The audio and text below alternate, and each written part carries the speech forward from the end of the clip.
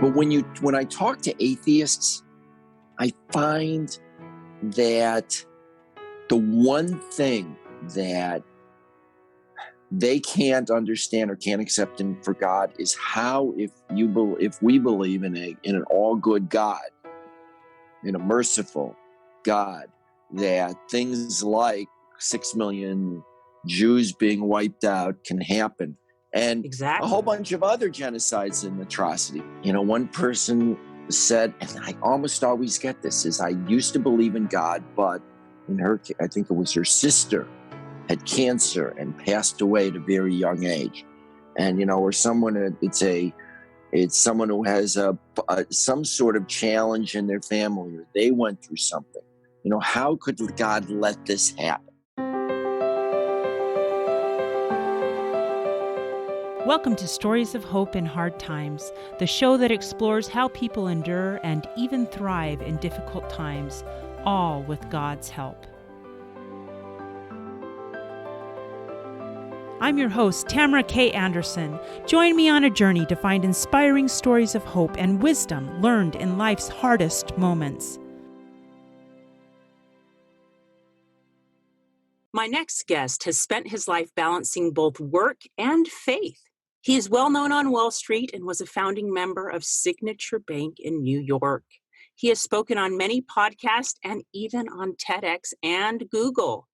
He and his wife, Susan, are the parents of 4 children, and he is the author of Getting Our Groove Back, How to Energize American Jewry, and recently launched a new book, In Good Faith, Questioning Religion and Atheism. I'm pleased to present Scott Shay. Scott, are you ready to share your story of hope? I am. Thank you for having me today. Oh, it's a privilege. Well, let's kind of back up and talk a little bit about perhaps what got this entire story started, and that is your father. Yes. Why don't you tell me a little bit about his story and how it plays into your story? Sure. Well, my father was born in a town called Švėkšna, Lithuania, which is probably about 60 miles outside of Vilna. And he grew up in what would be called a shtetl, if you've seen Fiddler on the Roof. Yes. And about 25% of the population was Jewish and 75% was Christian Lithuanian. And sometime the year after his Bar Mitzvah, the Nazis came in late June and rounded up all the Jews. And my father's father was murdered before the deportation. All of his aunts, his uncles, his brother, one brother was in Kovner. He was killed. He was murdered too. His cousins.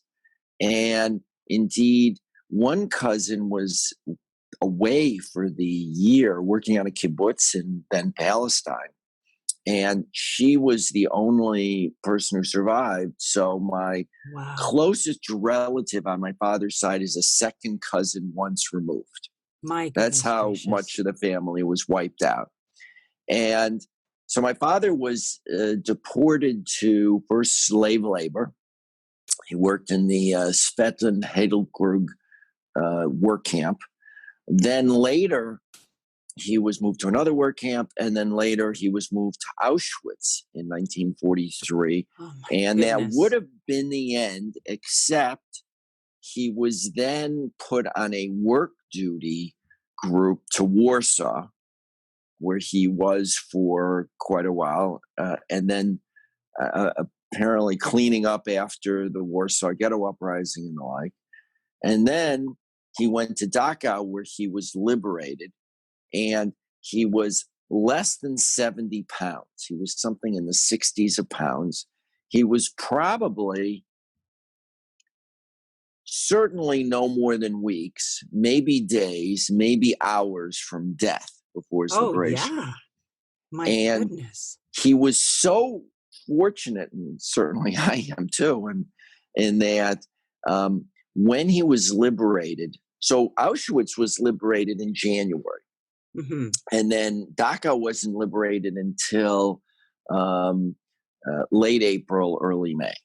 So by then, the soldiers knew you couldn't just give people food, because what happened initially is that these emaciated inmates would be given food by, the army soldiers, we were happy to give them whatever they had. It was out of generosity. Yeah. They'd give them candy bars, whatever they had. And they would go into insulin shock and die. And they would, or their intestines would no longer be able to handle food. So by the time they got to Dachau, they knew you can't do that. And so my father was taken to a Allied hospital, and he was nursed back to health for the better part of a year. Wow.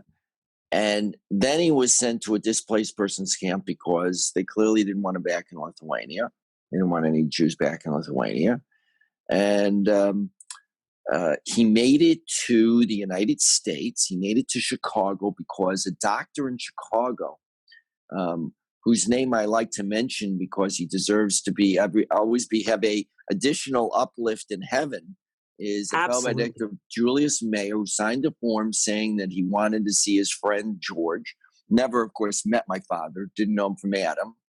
Signed that he wouldn't be a burden on the U.S. taxpayer, and he indemnified the U.S. government, and they brought him to Chicago. Wow. And my father ended up, he ended up working as a carpenter, became ultimately a carpenter contractor, but a carpenter essentially, and married, had one child, me. And the part that brings this to faith is that my father faith wasn't really an issue for my father, because my father was certain there was a God, because the path that got him from Švėkšna, Lithuania to surviving in Chicago was so narrow. I mean, if he had been in a different line, and if he had been standing in a different place, if, so many things would have happened that were so small. If the microphone that you were wearing was on the other side of your face and not on the side it is, if any of those things hadn't happened, I mean, so small that, I mean, he would have been dead. There was no question in his mind. He would have been dead. It was so much that random chance couldn't even explain it. Mm-hmm. On the other hand, my father couldn't help, and I'm sure you can sympathize, your listeners can sympathize with being angry, because his father had been murdered before as a 14-ish year old child. His father had been murdered. His younger brother had been murdered, essentially within where he was. Everybody had been wiped out. His town had been wiped out. He was unwelcome to come back. So he was angry. Yeah. He was angry at God. And my father, it took me a long time to learn this, exactly what was going on, because my father would go to synagogue. And I relate a little bit to this in the book. I'm going into more detail here, obviously. Yes. But my father would go to synagogue, and I was always a little puzzled, because he would during the services, he would sort of talk to the people around him. When the rabbi gave his sermon, he would doze off. But he wanted to make sure that I went to synagogue, that I was bar mitzvah, went to Hebrew school, etc. Right. And it took me a long time to realize that it wasn't only him who was doing it, but some of his friends who were also survivors. And what they were really doing was giving God the silent treatment. Like, I know you're there. There's no question, but I can't talk to you. I can't talk to you after what happened to my family. So, I always had the feeling that, he knew what he was doing, and God knew what he was doing. Mm-hmm. And God understood. There's no question in my mind. God understood. God was present at Auschwitz. God was present at Dachau. So God knew what my father had gone through. And that was the central question I spent my life thinking about, which is, I wrote this book about questioning atheism and religion. And the fundamental thing is, and I talk about the Bible and the difficult parts of the Bible and what idolatry is and science and the historicity of the Bible. But when I talk to atheists, I find that the one thing that they can't understand or can't accept for God is how, if we believe in an all good God, in a merciful God, that things like 6 million Jews being wiped out can happen, and a whole bunch of other genocides and atrocities. It's not the only time that bad things happen. And frankly, when I go on book tour, the one thing that I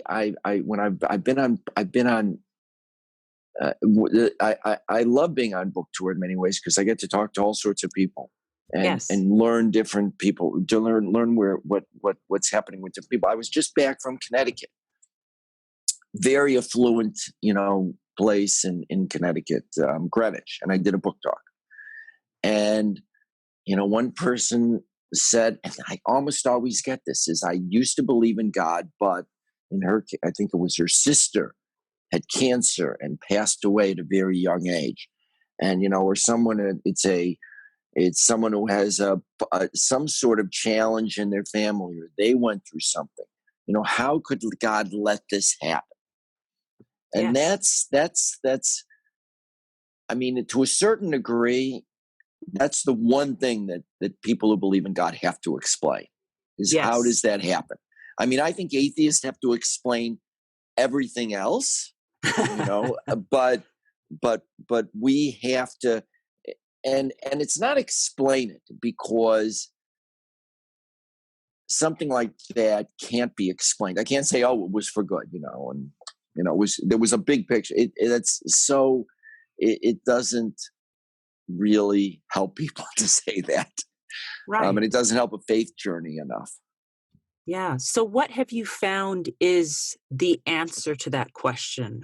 What is the why? Why do these things happen? And you do discuss this in your book. Yes. So first of all, and I hasten to say there's no one answer. There's a way of understanding this and accepting, but not, a short answer. So it comes back to a couple of things. First of all, human choice, free will.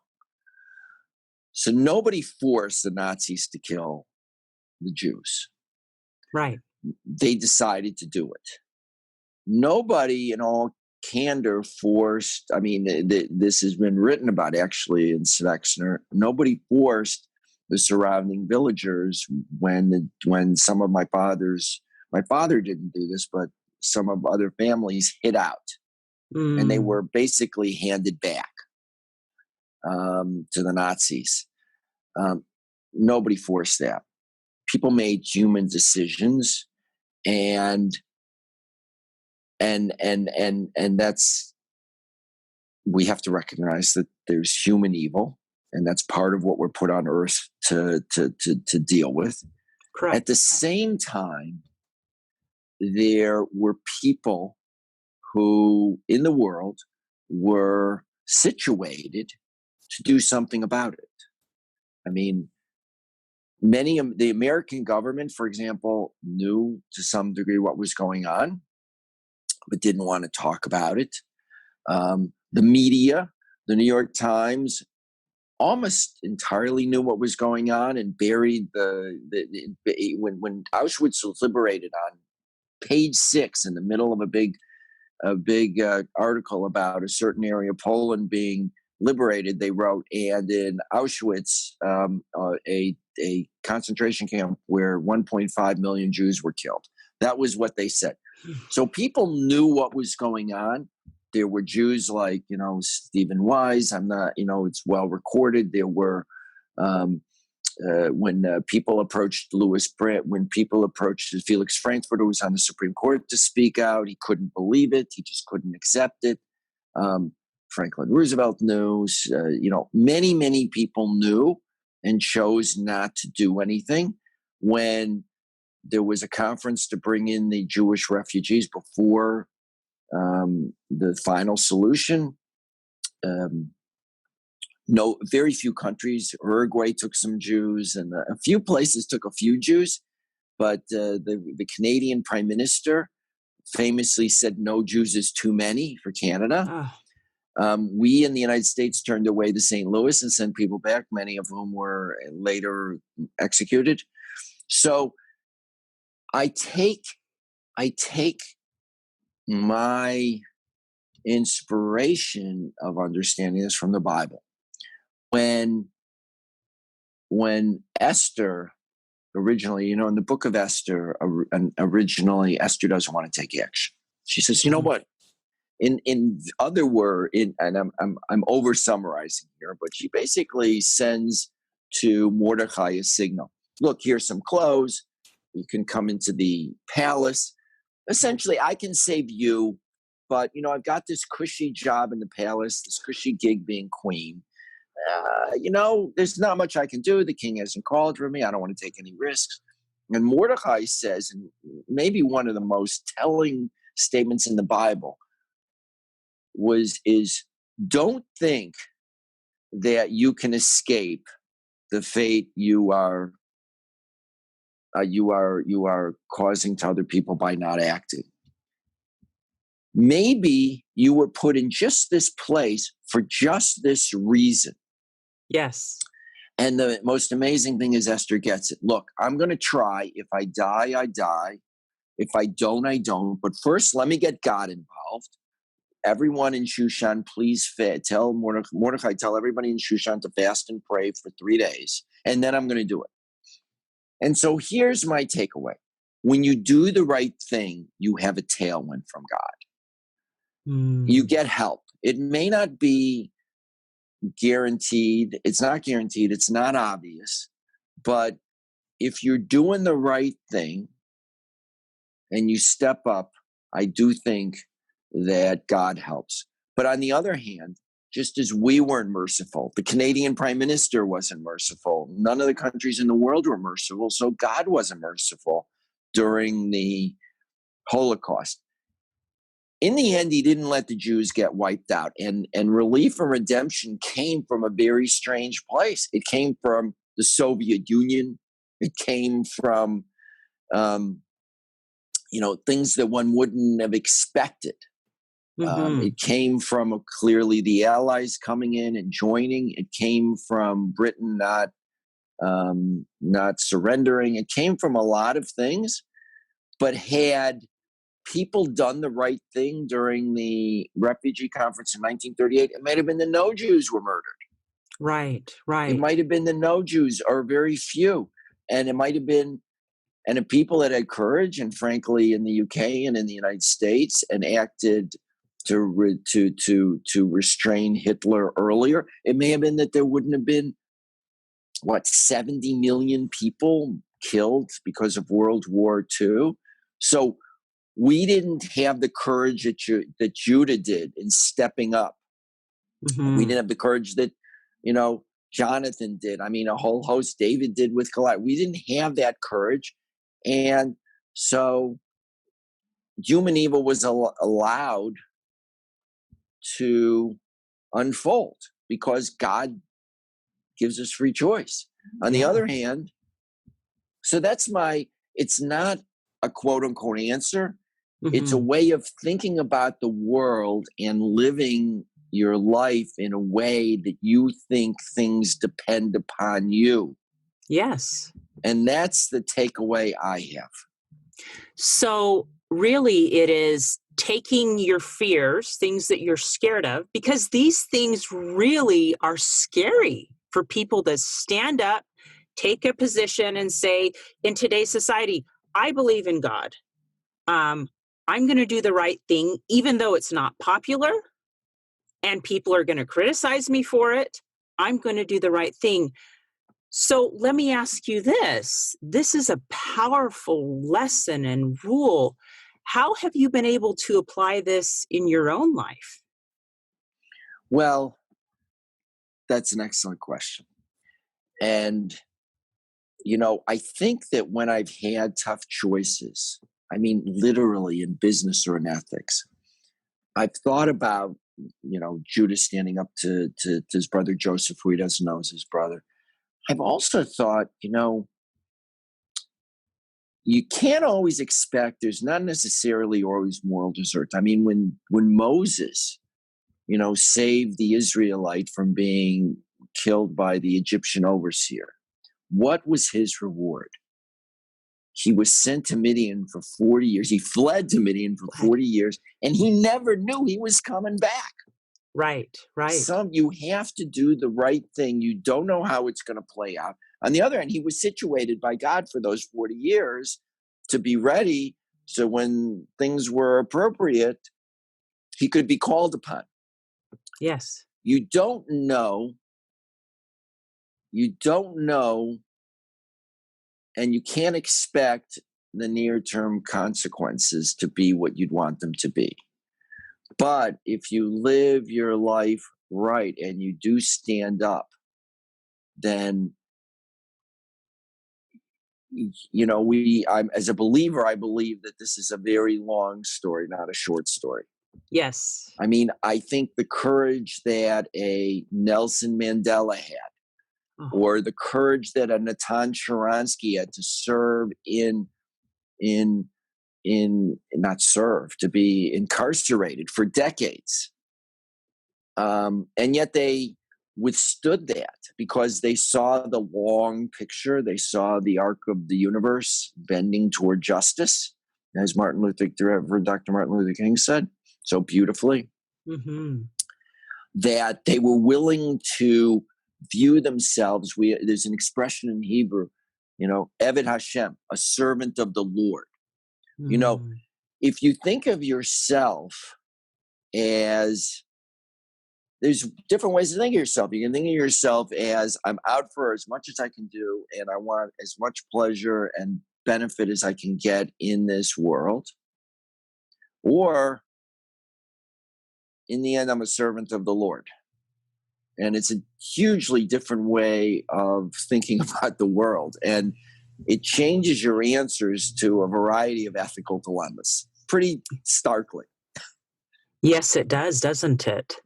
Now, you talk also in your book about the golden rule and how it's important to follow that as you deal with people and situations. And why don't you talk a little bit about that? And you also mention idolatry in your book and your definition of perhaps how it applies to us in modern day.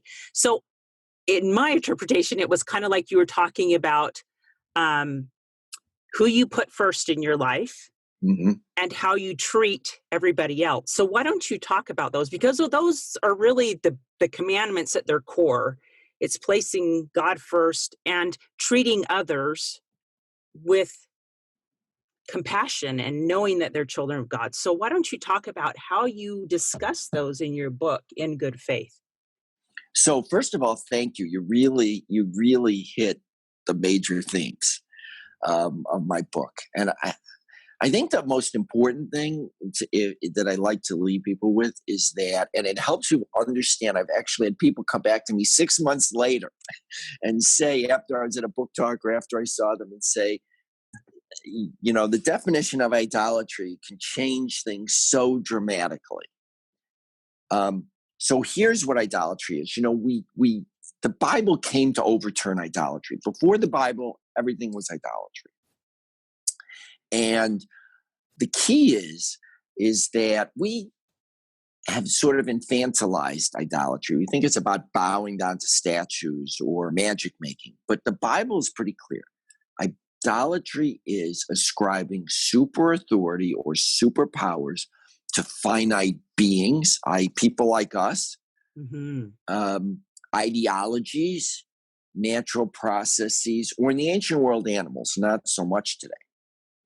But we thought, we sort of overcame the idolatry when we defeated the god King Pharaoh in the Exodus story. But the reality is that the whole 20th century was a catalog of god King Pharaohs. Stalin, Mao, Pol Pot, the Assad family, the Kim family, Hitler, of course, all use the same tropes as Hitler: myth, pageantry, theater, song, parades, all backed up by an army that was willing to commit brutal violence and informers. I mean, how did Stalin get away with starving a quarter of the Ukraine, killing all the kulaks, and sending tens of millions of people to the gulag? He did it because no one questioned his authority. Of course he can do that. I mean, even today, the Chinese Communist Party has 5 to 6 million people in essentially virtual detention in the Xinjiang province, 1 million in detention camps. Nobody questions it. I mean, that's a super authority. It's no longer a superpower. It's no longer like thinking Pharaoh can breathe fire from his nostrils, but it's saying Stalin, Mr. Xi, whoever, President Xi, whoever has the super authority, and whatever he says, that's what the god King Pharaoh says. And here's what people overlook a little bit. It's not just on a macro basis. It's also on a micro basis. How did people like Harvey Weinstein and Charlie Rose and Matt Lauer and Kevin Spacey and a whole host of others get away with abusing other people? They got away with it because within their industries, they were essentially idols. They were unquestioned and unquestionable. So what they said was truth was truth. If Harvey Weinstein said something, it happened in his industry. If Charlie Rose said something, well, that's what truth was at CBS. And so idolatry happens not just in a macro basis, but it happens in our most intimate encounters. Mm-hmm. And that's why, just going back to what I was talking about before, our encounters with people really matter. Doing the right thing, making sure that our name is a good name, that when we, ultimately have to give that ultimate interview, that we can say we did the right thing, is critical. I mean, we have a Jewish tradition that the first question you're asked when you have your ultimate interview with the Creator is, how did you conduct yourself in your financial and personal transactions? In other words, when the rubber meets the road on ethics, what did you do? And that's actually a lead into the second part of your question, which is about the golden rule. Yes. So I'm a big believer in the golden rule. I have yet to see, and I go through it in the book, the various other moral philosophies, utilitarianism, moral deontology, the moral imperative from Kant, a whole host of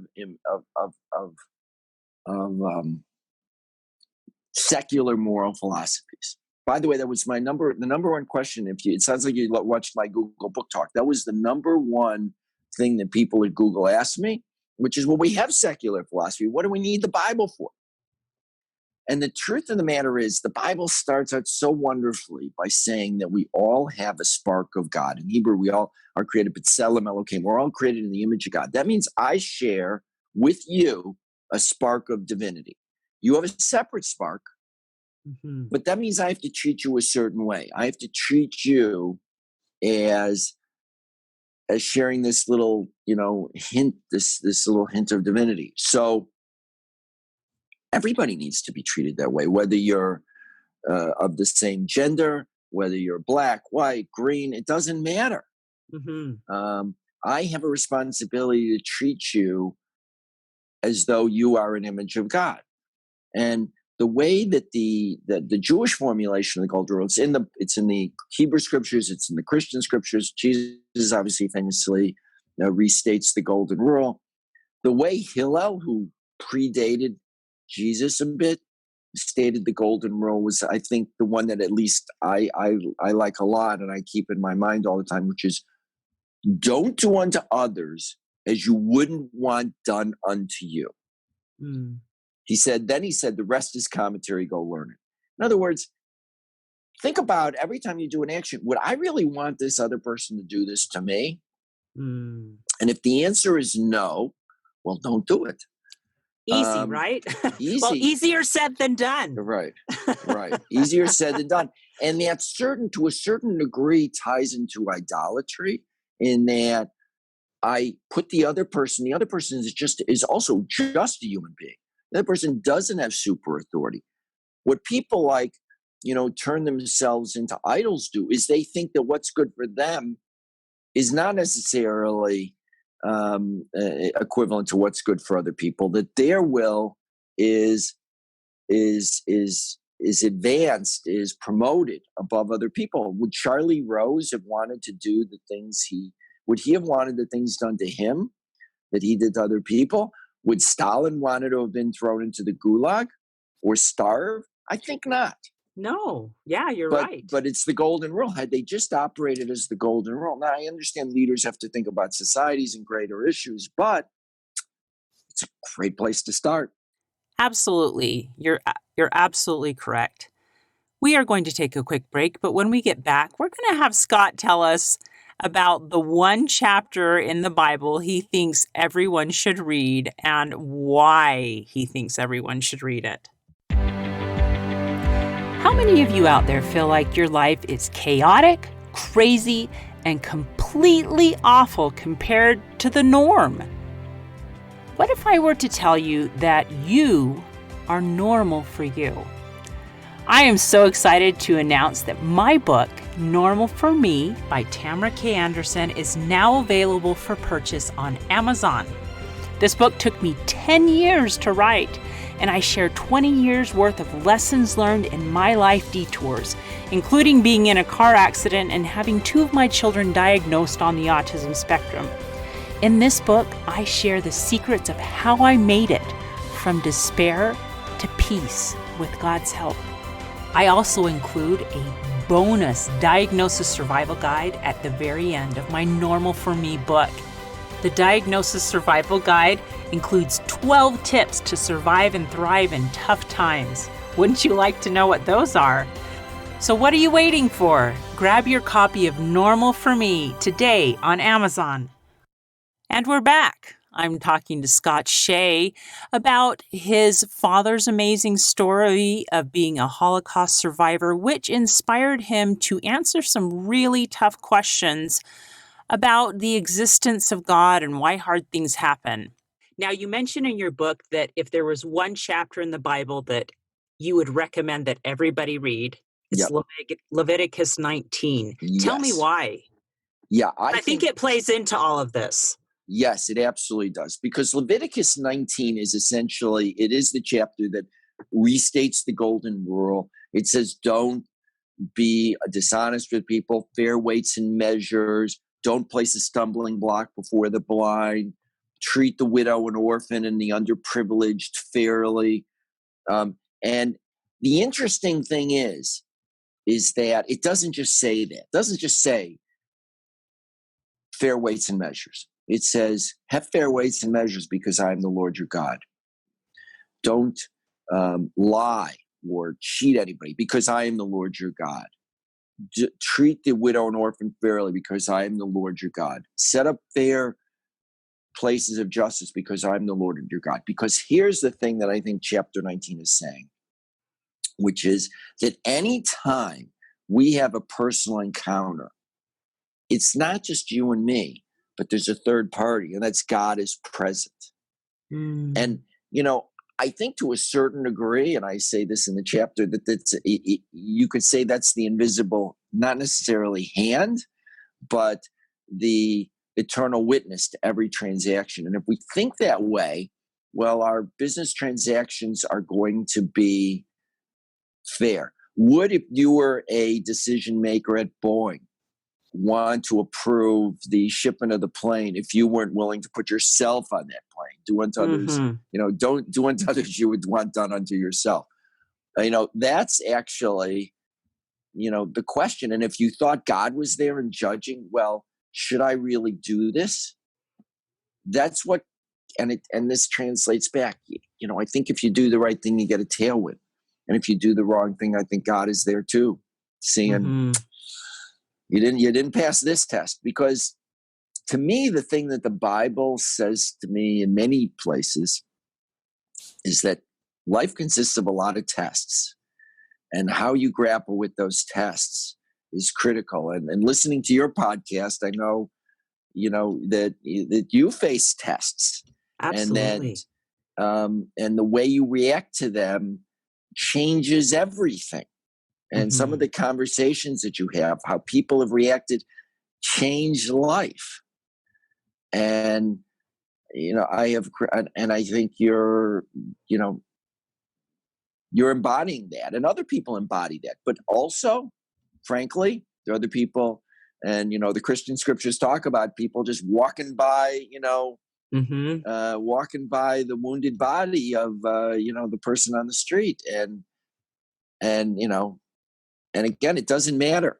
The Samaritan in that case was a marginalized person in society too, but treated other people with the golden rule. And I think that's what the Bible is. Everything's a test.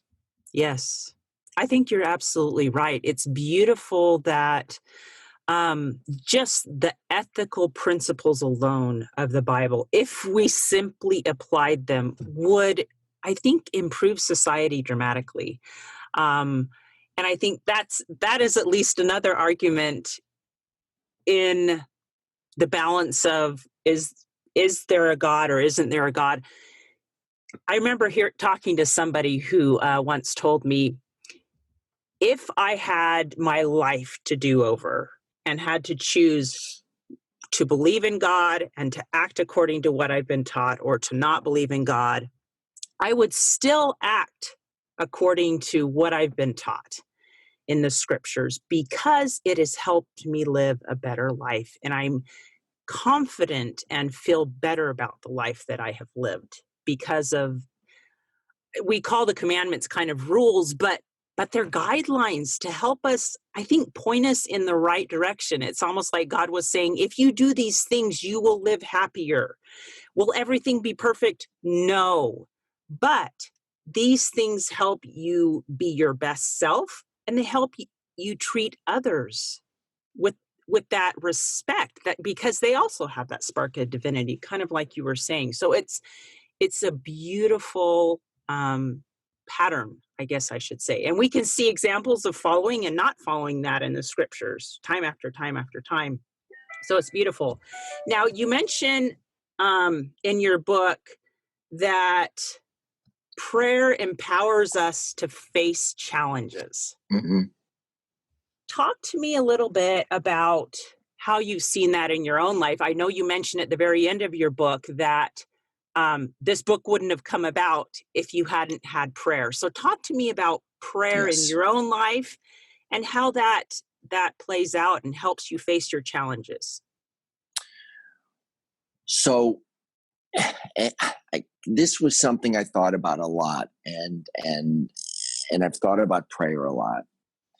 And it's also the area that the atheists mock the most, because they think it's self-infantilizing, it's giving up your own agency, it's a ridiculous waste of time, et cetera, et cetera.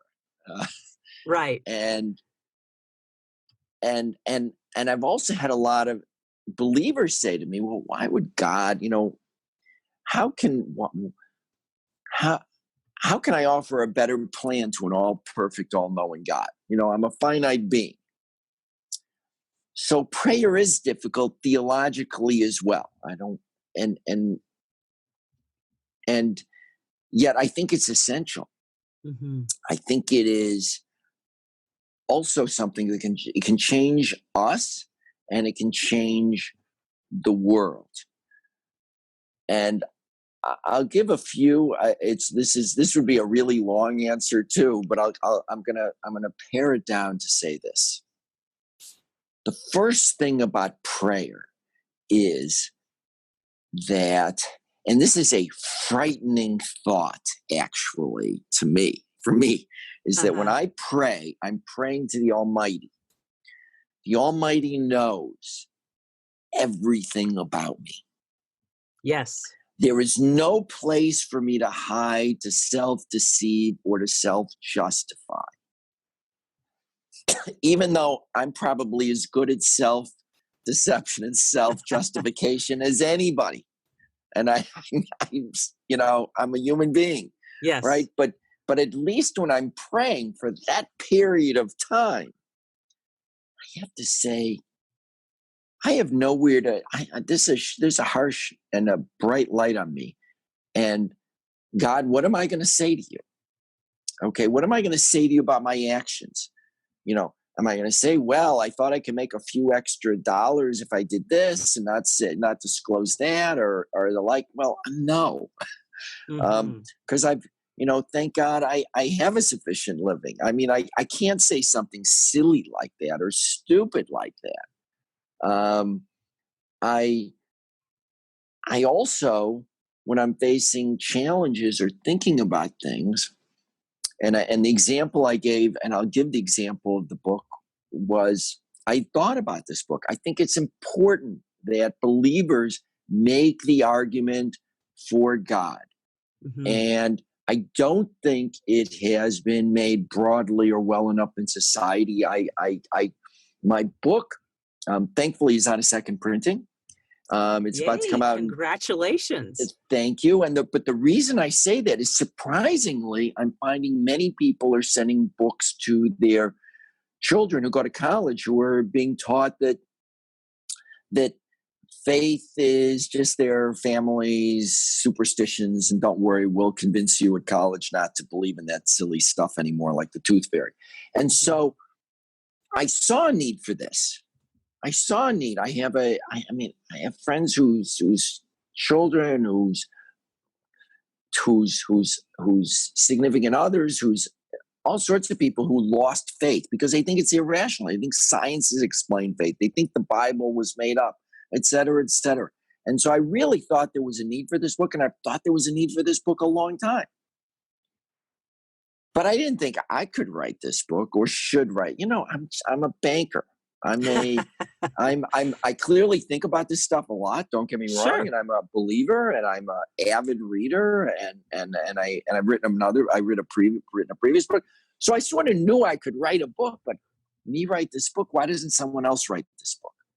And then, as I said, what happened is I was making these excuses to myself. I mean, I wasn't taking it serious. I'm making these excuses. And then all of a sudden, within a period of months, I had a child living at home who moved away for a job. I had 2 children in college, and then I had one children surprise me and decide to go to a high school boarding school. So, and then my wife was accepted for a PhD program. So she was going to be really busy. She's now Dr. Susan, I'm very proud to say. And awesome. All of a sudden I realized, wait a second, I'm going to have a fair amount of time if I want to make it happen. And I can't. And if you're praying and you think something's important, well, why can't I do this? What is my excuse to myself? And it wasn't writing a book. It's not fun. I essentially gave up bicycling. On Sundays, I would work 14 hours because I had the day off. Wow. I would work Saturday nights. I'm a Shabbat observer, so I don't work on during the day of Shabbat in terms of writing, although I might be reading. And anytime I had 2 hours, I would start writing. And I'm the guy, sometimes have to travel internationally. There's always that annoying guy on the plane with the light on for the whole night flight. I'm going to confess now to all of your listeners, that was me. And I did that for 5 years. I mean, I was like really, I gave up, other than family, work, and I enjoy wine too, and a couple other things. I didn't do any really extracurriculars. And, but I wouldn't have done that without prayer. No way I would have done that, because I forced me to face up to I would have frittered my time away, probably. I mean, I don't want to fritter my time. I would have done something reasonable, but I wouldn't have written a book. Let me put it that way. Right. The interesting thing is, I think when God gives us something like this and he puts that idea into our mind, that he's going to open that way for us to accomplish it. Now, that doesn't mean that it just automatically happens. Like you just mentioned, it involves a lot of sacrifice on your behalf too. And so that's with any goal that we set. If one of my previous people that I've interviewed talked about, it's good to have God as an accountability partner, in addition to having, maybe a friend or a family member being an accountability member, because then you have, he can open doors that perhaps we never would have imagined, or he'll impress us to use our time in a different way. And I found that when I go to him in prayer and say, I've got all these things to do, help me to figure out how to do them, inevitably he blesses me to think of, if I do this and this at the same time, if I call this person while I'm exercising, he helps us make more of our time than perhaps we would have had to begin with. It's fascinating, right? It is fascinating, and I'm so grateful for that. It's not that God, in my view, always makes things easy, because it takes our endeavoring. Yes. It's not that it's easy. And, I think sometimes God makes things harder, but for a reason. I don't know what that, again, I can't explain it, but but if we're doing the right thing, I think you can sort of sense that there's a force in the universe directing you toward a certain door, or directing you in a, look, I'll give a simple. When I'm writing the book, as I was writing the book, I finally was going to publishers. Let me assure you, I was turned on by some of the best publishers in the United States, and I sent it around. I ultimately got 2 offers, which was great, but I got turned on, I don't know, certainly at least 10 times before I got 2 offers. It's not like, I'm praying and I prayed that a publisher would take the book. Right. I mean, but it's not like, you have to do the effort. I think God is a partner, but if we don't, again, stand up and do what a Judah did, or what a Moses did, and are prepared for the consequences, or Esther. I mean, Esther was prepared to die. Moses was prepared to live the rest of his life in Midian. And Judah was prepared to be the vizier of Egypt's slave for his entire life and never see his family again. I mean, they were prepared for it not to go well. There aren't guarantees in this life. That's not the way it works. Yeah, no, that's very amazing. So I think what you're saying here, and I think it's good advice for anybody who is in a hard space and is praying for help, is don't give up. Don't give up. That don't perhaps, give up. Perhaps God has closed all these doors, but down the hall and to the left, there's a window open. You just got to get there, right? Right. Don't stop walking. Yes. Don't stop talking for it. Don't stop working for it. Keep working. Keep working. You get turned down by 5 publishers, apply to 5 more. I mean, and that's a small thing compared to some of the life challenges, but you know what? Just in that, I'm praying for God, but I'm doing the work myself. I mean, somebody said it. You have to pray to God as though there's no one else, and you have to do the work as though God isn't going to give you help. You have to do both. And if you do the work, I think God's there. That's the irony. That's the